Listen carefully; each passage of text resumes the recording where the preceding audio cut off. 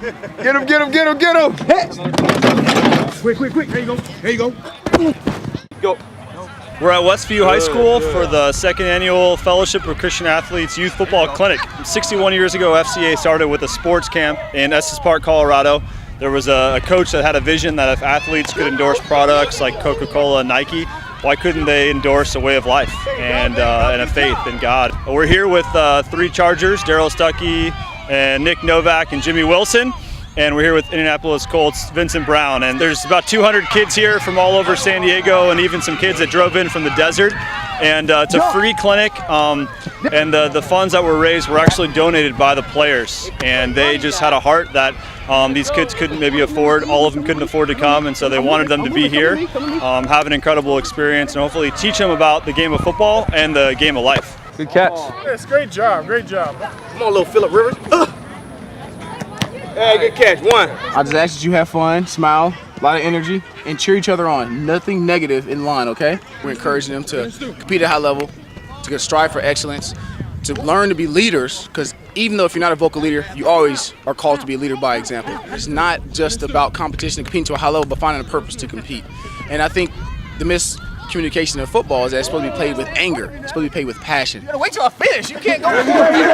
You're just going to turn. You're going to turn and you're going to run full speed to the coach over there and catch the ball. Because DB still got to catch, man. We got to get touchdowns, too. Darrell Stuckey came up to me in the locker room. You know, he knew that I'm from San Diego, and I asked him about different events that I can get into with him. It's so exciting just to be able to go back in time and remember how I was at that age and how competitive I was, and seeing how skilled some of these kids are already and how they're competing, but still giving respect to one another.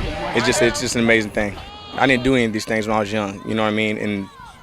But I knew once when I got to college and other things like this, where I got to see pros and stuff, it changed my whole mindset towards football and towards life, period. And I think the sooner you can get to see what professionals do and how good professionals are living, it sets you on the right path. I look up to them because I would want to go to a D1 college and go to the NFL like them. You know, come out here and have fun with all these, like basically our brothers, and you know, make the best out of it.